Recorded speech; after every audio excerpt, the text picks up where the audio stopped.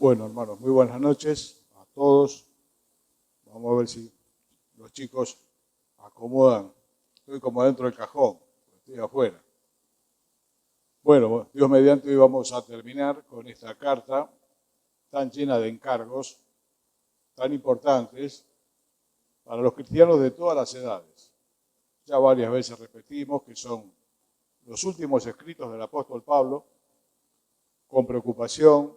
El tiempo de su partida estaba cercano. No es eso lo que lo preocupaba a Pablo, sino la continuidad de la obra del Señor. Por eso estos encargos, como vamos a leer hoy, tan solemnes. En los primeros versículos del capítulo 4 de 2 Timoteo, dice el apóstol Pablo a Timoteo: te encarezco delante de Dios y del Señor Jesucristo, que juzgará a los vivos y a los muertos en su manifestación y en su reino, que prediques la palabra, que instes a tiempo y fuera de tiempo, redarguye, reprende, exhorta con toda paciencia y doctrina, porque vendrá tiempo cuando no sufrirán la sana doctrina, sino que teniendo comezón de oír se amontonarán maestros conformes a sus malos deseos, y apartarán de la verdad el oído y se volverán a las fábulas. Pero tú sé sobrio en todo, soporta las aflicciones, haz obra de evangelista, cumple tu ministerio. Te encarezco delante de Dios y del Señor Jesucristo, que juzgará a los vivos y a los muertos en su manifestación y en su reino, que prediques la palabra. El capítulo está lleno de contenido, pero se alargaría mucho las entregas, y la idea no es fatigar a nadie. Tampoco se puede decirlo todo acerca de un capítulo, por tanto, tomaremos alguna cosa del capítulo 4. ¿Qué es lo que le encarga, por así decirlo rigurosamente? Que predique la palabra. ¿Qué palabra? La palabra de Dios. Ya en esos tiempos hemos visto más de una vez, se predicaba cualquier otra cosa menos la palabra de Dios. Se habla de fábulas, genealogías de los judíos, costumbres de los judíos, un montón de cosas, pero no la palabra de Dios. Pablo sabía que iban a venir tiempos cuando esto iba a ser aún peor. Esos tiempos son estos tiempos. En estos tiempos escasea la palabra de Dios. Se dice que en los tiempos del profeta Samuel escaseaba la palabra de Dios. Hoy la palabra de Dios vuelve a escasear. Alguien dice, pero ¿cómo puede ser? Es un país cristiano, tantas cosas más. La palabra de Dios es la que está en este libro, hermano. Y esto escasea. A veces escucho predicadores, como escuchan todos, hablar 40 minutos sin mencionar un solo texto bíblico. Proyectos, ideas, fábulas, cuentos, de todo. Pero digo, ¿cómo es esta persona para hablar 40 minutos y no mencionar un solo texto bíblico? Y hace un énfasis en que sea la palabra lo que se predique. Porque la palabra, dice el Salmo 19, la ley de Jehová es perfecta, que convierte el alma. Dios está comprometido con su palabra. Así como la lluvia viene de lo alto y riega la tierra y la nieve y demás, así mi palabra no volverá a mí vacía, sino que va a ser aquello para la cual lo he mandado. Una cosa es la palabra y otras cosas son las reflexiones del pastor, que a veces son acertadas, a veces no, pero Dios se ha comprometido con su palabra. La palabra de Dios es viva y eficaz, y es más cortante que espada de dos filos, y penetra hasta que separar los pensamientos, discernir el interior de la persona. Hace muchísimos años trabajé junto a los Gedeones. ¿Quiénes son los Gedeones? Son aquellos que reparten unos Nuevos Testamentos azules. Esto es un movimiento mundial que surgió ya hace más de un siglo. Bueno, ¿cuál es la idea de estos hermanos de diversas partes del mundo? Imprimir millones de los Nuevos Testamentos chiquitos y los más grandes, a fin de que esos lleguen no a las iglesias, sino a los hospitales, a las escuelas, a las cárceles, a las Fuerzas Armadas, distintos lugares, que llegue la palabra de Dios. Bueno, por aquellos años, hace tantos, fuimos a los colegios de Urquiza a repartir, y siendo aún católicos, llevábamos una nota del Papa que validaba la versión que repartíamos, instando a los fieles a que la reciban, que era una versión fiel. Porque esto nos abrió la puerta con las autoridades del lugar. Bueno, para la entrega había que entregar 2.500 alumnos. Nos preguntaron si estaba la cantidad estaba. Como yo era muy nuevito en la tarea, le pregunto a uno de los hermanos, ¿cómo vamos a hacer? Son 2.500 personas. ¿Cómo hacemos para hablarle a cada uno? Si no hace falta que le hables a cada uno. Vos ponele la Biblia en la mano, la Biblia se defiende sola. La palabra de Dios es viva y eficaz. Muchas de las cosas que podamos decir a menudo Dios las utiliza, pero el compromiso, hermano, es con su palabra. Y si querés ser un buen sembrador de la palabra de Dios, procurá imprimirte, si viajás en colectivo, demás, textos evangelísticos y dejalos en el lugar. Porque Dios se comprometió con su palabra.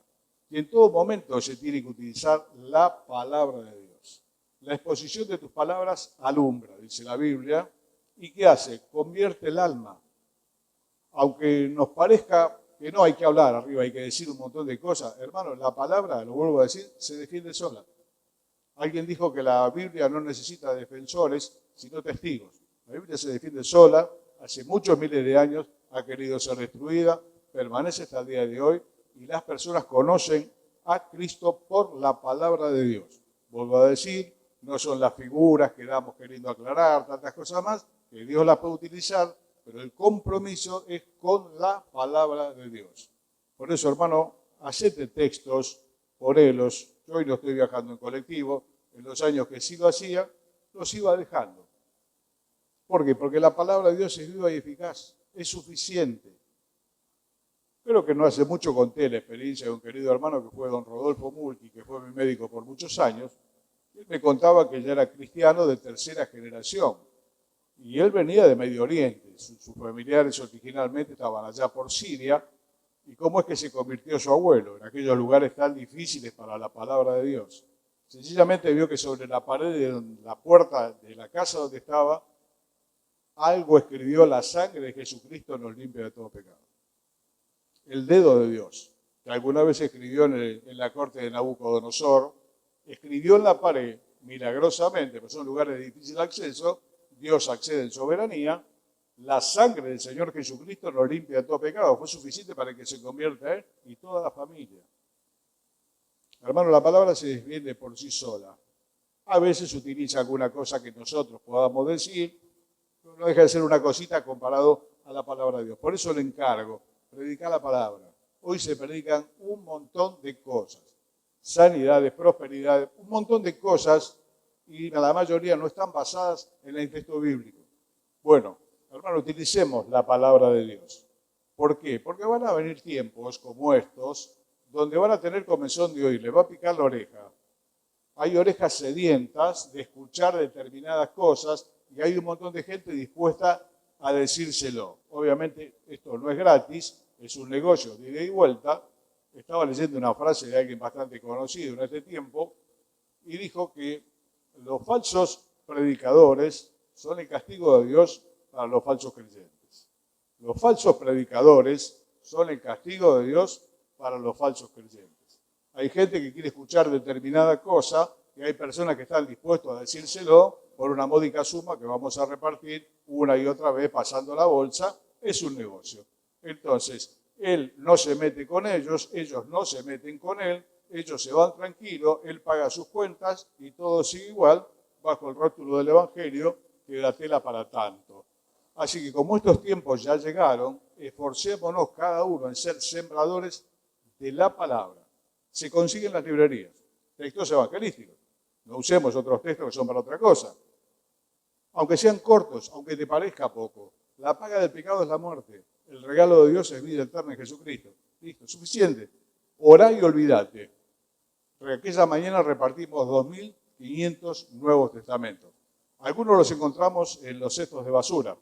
Por cortesía lo agarraron y los tiraron. Esto pasa en todas partes. En la cárcel se lo fumaban porque el chiquito es papel de arroz, entonces los presos lo fumaban. Pero muchos presos también se entregaban a Cristo leyendo la palabra de Dios y hay testimonio sobrado de eso. Los tiempos difíciles ya llegaron, hermanos, seamos sembradores de la palabra de Dios. ¿Podemos decir algo más? Podemos, que el Señor nos ayude, nos dé palabra, pero volvemos a darle el valor que tiene a la palabra de Dios, que se defiende por sí sola. Ante toda esta realidad, de vuelta al consejo del verso 5, pero tú. Pero tú, lo leíamos el otro día, ¿no? Varias veces. ¿Qué significa esto? No importa, hermano, lo que hagan los demás. Todos los seres humanos nos guiamos mucho por la mirada horizontal. Tratamos de ver qué es lo que se está haciendo. Hay un dicho popular, no bíblico, dice: al país al que fueres, haz lo que vieres. Al país al que fueres, haz lo que vieres. Toma las costumbres del lugar. Es un dicho popular, pero tú, dice acá. No importa que, hermano, que esta gente esté diciendo lo que esté diciendo, cada uno dará a Dios razón de sí. Pero tú y yo tenemos que hacer lo que tenemos que hacer. El compromiso con la palabra de Dios, distribuirla. Dice la palabra de Dios que siembres tu pan, que lo eches sobre las aguas, una figura. Al fin del tiempo lo vas a alcanzar. Repartí a 7 y aún a 8, porque el tiempo malo viene sobre la tierra. Pero tú sé sobrio en todo, le recomienda, soportar las aflicciones, hace obra de evangelista, cumplir tu ministerio. En la Biblia se habla del don de evangelismo, es un don de Dios. Son hermanos que tienen una capacidad especial y hermanas para el contacto evangelístico. ¿Y qué hacemos aquellos que no lo tenemos? Tenemos que hacer obra de evangelistas, que es otra cosa. Una cosa es ser un evangelista, hombre o mujer, con ese don que Dios le ha dado, esa gracia de decirlo todo en 5 minutos y ser utilizados por Dios para salvación. Y otro, lo que tenemos que hacer es la obra del evangelista, que es repartir la semilla, citar el texto. Como a veces es difícil que la gente pare para escuchar, yo te animo a usar los textos evangelísticos y dejarlos y orar por ellos. Y nosotros hagamos lo que tenemos que hacer, hermano. Nunca midamos nuestra conducta ni por lo que hacen los demás, ni por lo que a nosotros nos gusta. Son 2 parámetros pésimos. Pero aquella iglesia hace así. Y aquella iglesia que haga lo que quiera. Decían los antiguos: estos confían en carro, aquellos en caballos, nosotros del nombre de Jehová nuestro Dios tendremos memoria. Esto de aquellos y esto pasó toda la vida. Y algunas veces ha llegado a pasar dentro de la iglesia, donde los chicos dicen: pero papá, y estos y aquellos tienen papá y tienen mamá, o ya son papá y mamá, sabrán lo que hacen, nosotros vamos a tratar de hacer lo que tenemos que hacer. Posiblemente no lo alcancemos, pongamos el mejor esfuerzo en esto, porque Dios se comprometió con esto. Así que vuelve la expresión, pero tú. No le eches la culpa al del otro, no quieras copiar lo que hace el otro.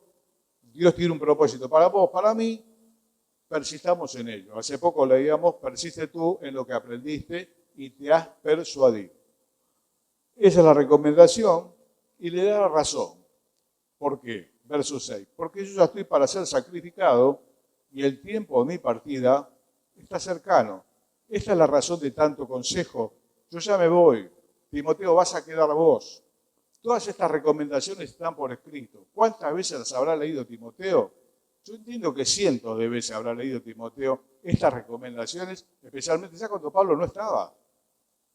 Y le habrán sido de tanta utilidad, y fueron de tanta utilidad para millones de cristianos en 2 milenios. Yo ya estoy para ser sacrificado.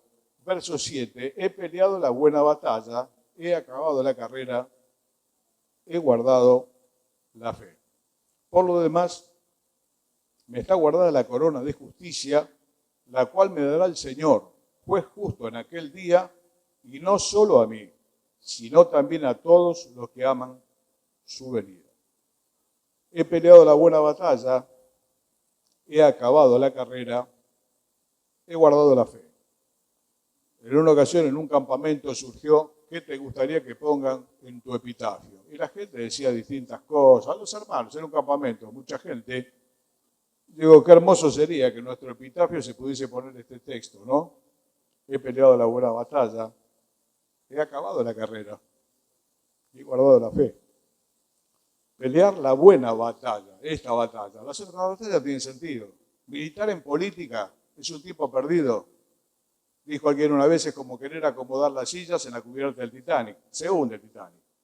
Con esto, con lo otro, con la política que sea que a vos se te ocurra, lo que tenemos ya unas cuantas décadas, no sirve ninguna.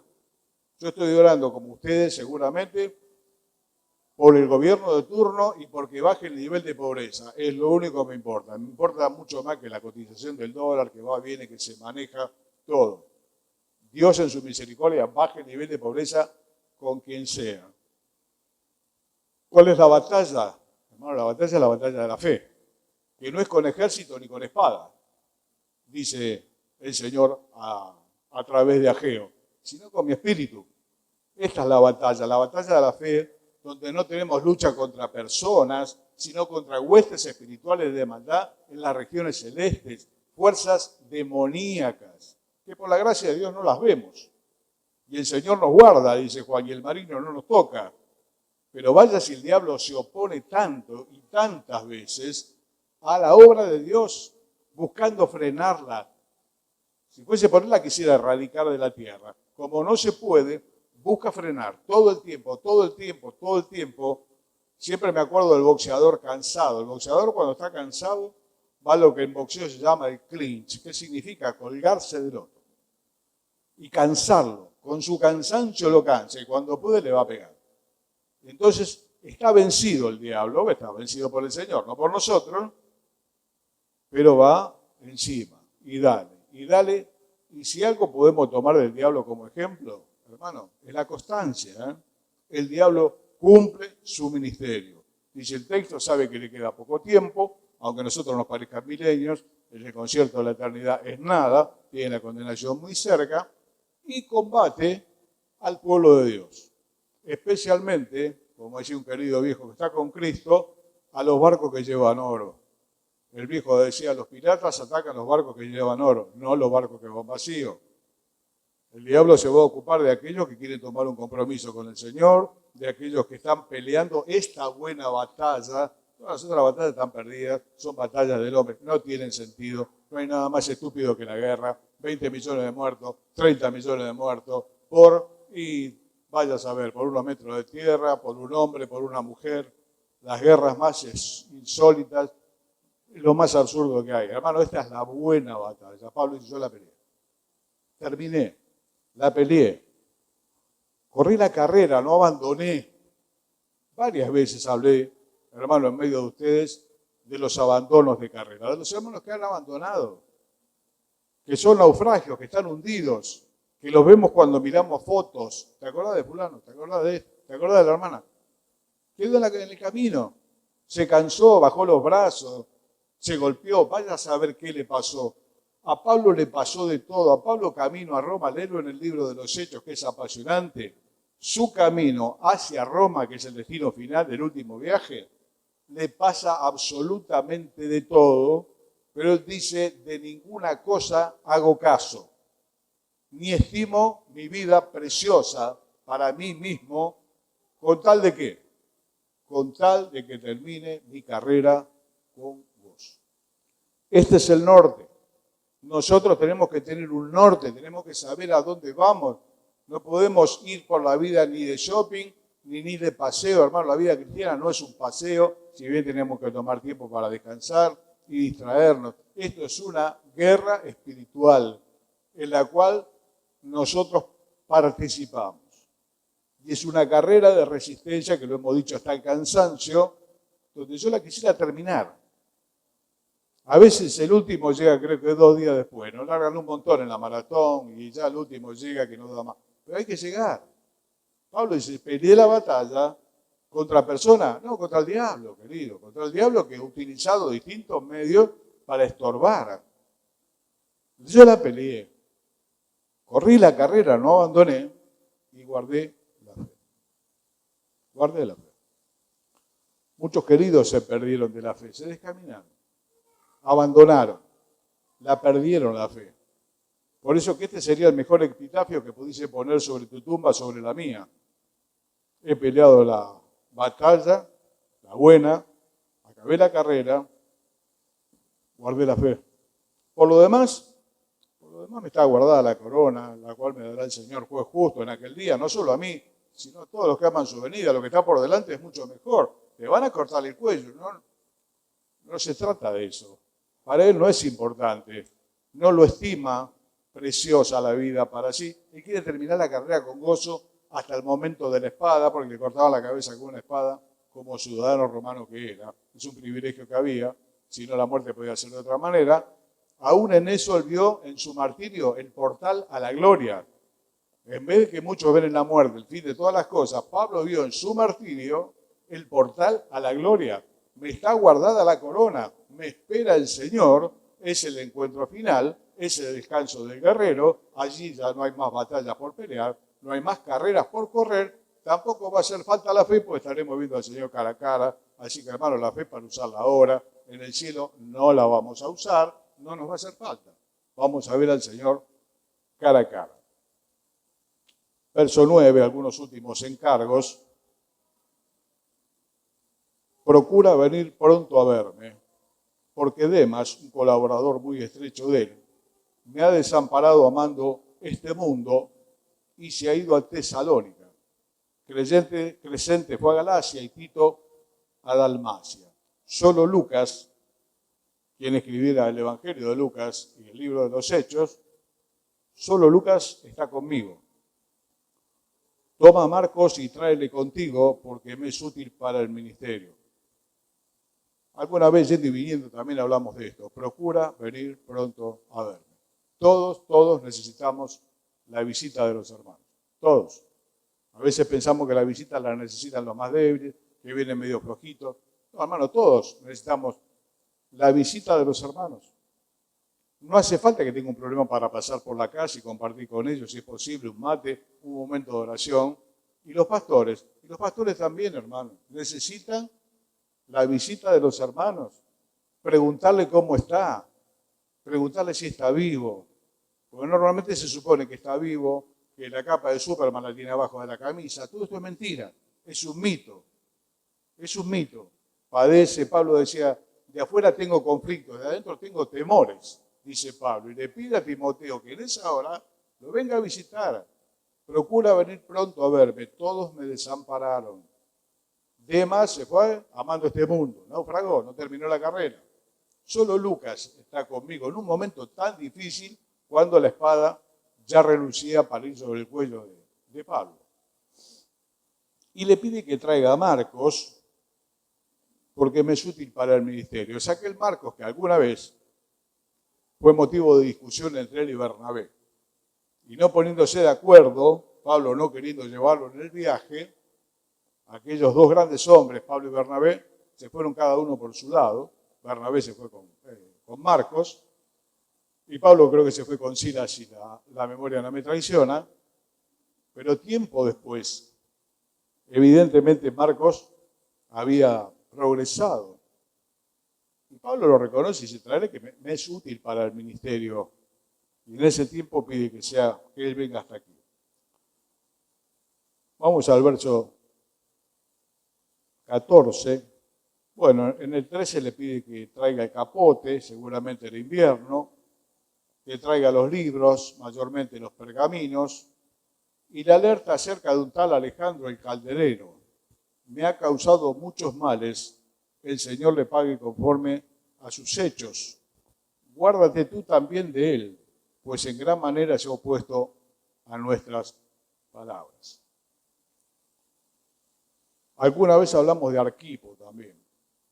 Díganle a Arquipo que cumpla su ministerio. Como diríamos nosotros en Argentina, lo mandó en cana, ¿no? Qué manera de pasar vergüenza, como que acá digan, díganle a alguno de los hermanos que haga lo que tiene que hacer. Alejandro el calderero me ha causado muchos males. A veces cuando hay que decir algo y no se puede decir algo bueno y hay que alertar a los hermanos, hay que hacerlo. Cuídate vos también de él. Hay personas que han lastimado la casa de Dios.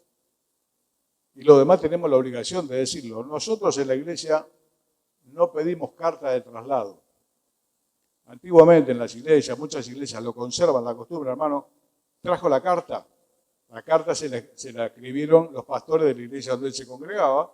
Uno la lee y dice, aquí le enviamos al hermano cuyo desempeño en medio nuestro ha sido de tanta bendición y su trabajo, y decir, dame 2. Es una carta mentirosa, se lo sacaron de encima, lo mandaron. Entonces no recibimos más cartas ya hace décadas. Cuando hay algún traslado, le decimos, ¿cómo se llama tu pastor? José, dame el teléfono de José. Levantamos y hablamos con José directamente y por ahí nos confirma que el hermano o la hermana han sido una bendición enorme, que lo recibamos, que no hay ningún problema, o nos dice lo contrario, me ha causado muchos males, cuídate vos también de él. Acá casi divide la iglesia, hubo problemas, estuvo en disciplina por distintas inconductas, tantas cosas, si lo recibís tenés que saber lo que recibís. Y lo tenemos que decir.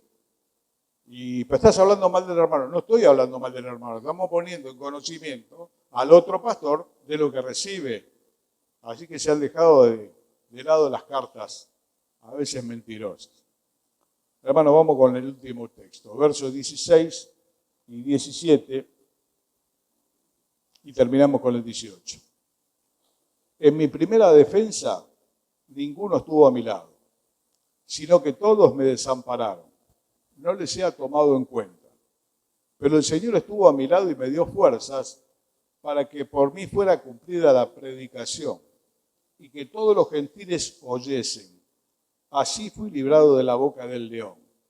Y el Señor me librará de toda obra mala y me preservará para su reino celestial. A Él sea gloria por los siglos de los siglos. Amén. Antes dice, procurá venir pronto a verme, porque Demas me desamparó amando este mundo. Bueno, Tito por un lado, solamente Lucas está conmigo, un momento muy difícil en la vida de él. Y después le dice, en mi primera defensa, en un momento tan difícil de su vida, ninguno estuvo a mi lado, sino que todos me desampararon. ¿Qué más dice? No les he tomado en cuenta. Pero el Señor estuvo a mi lado y me dio fuerzas para que por mí fuese cumplida la predicación y los gentiles oyesen el Evangelio. Hermano, esta última experiencia que vivió el apóstol Pablo, la podemos vivir vos y yo en cualquier momento. ¿De qué se trata? Del desamparo. ¿Del desamparo de Dios? No, del desamparo de los hermanos. Porque son malos, porque Dios permite de ese modo. Son experiencias biplaza. Tienen lugar para el Señor y para vos. Nada más. En momentos muy difíciles de tu vida, de enfermedad, de graves problemas, es posible que la iglesia no esté a tu lado. Que los pastores no estemos a tu lado. Cuando las personas vienen a la iglesia, miren que acá somos personas, podemos fallar, y es posible que alguno de nosotros lo decepcione. Y les cito este pasaje. Hermanos, son situaciones que Dios permite para que nos encontremos solamente con el Señor. Pero el Señor estuvo a mi lado y me dio fuerzas.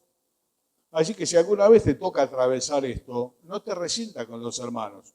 Pablo dice acá, no les sea tomado en cuenta de parte del Señor. No, pero me abandonaron, la iglesia no estuvo, a mí me pasó esto y aquello. Dios permitió que en ese momento estuvieses a solas con Él. En una cama de hospital, entrando al quirófano sin nadie que te despida, un montón de cosas. Era una situación económica complicada, la iglesia no estuvo, nadie me llamó, nadie me vino a buscar.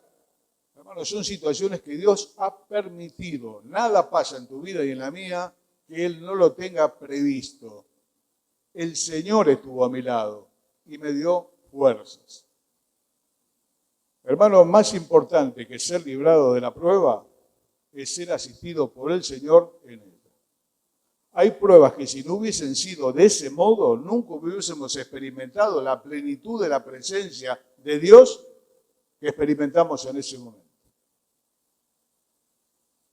Y esas cosas pasan en los duelos, pasan en los lutos, se despide al ser querido, estamos todos alrededor. Seguramente que en algún momento se va a encontrar solo y va a pensar que todos se olvidaron de él. Bueno, ya los hermanos nos llaman, no me visitan, y el diablo trabaja en todo ese tipo de cosas, ¿viste? Se olvidaron. Alguna vez se lo olvidaron a José, ¿se acuerdan? En la cárcel. ¿Y el Señor se olvidó? No, el Señor estuvo a mi lado y me dio fuerza. Puede ser que los seres humanos te fallemos. Es posible porque somos personas falibles. Pero el Señor va a estar a tu lado y vos vas a experimentar con Él algo que tal vez nunca experimentaste en tu vida. Aquellos que alguna vez estuvimos mirando el techo de la terapia intensiva y muchas situaciones más en distintos momentos muy difíciles, se han encontrado solamente con el Señor, lo cual es más que suficiente. Mis amados, termina esta carta con estos encargos. Te encarezco delante de Dios. Predicá la palabra, hacete cartoncitos, imprimilos con la computadora, los recortás con la tijera, dejalos. La Biblia no necesita defensores, necesita testigos. Se vale por sí misma. Necesitamos sembradores. Vamos a predicar, citemos la palabra de Dios. Se va a predicar el Evangelio, leamos el pasaje de base. Esto es fundamental. Dios se comprometió con su palabra. En tiempos de orejas sedientas y de un montón de vivos que le venden lo que quieren escuchar. Pero tú, no. Vamos a pelear la batalla que está por delante. Dios nos dé la gracia de correr la carrera y de haber guardado la fe para cuando el Señor lo disponga. Si Él lo permite, el próximo jueves, nos quedan 3 jueves. Estaremos viendo la carta de Tito, es una carta similar.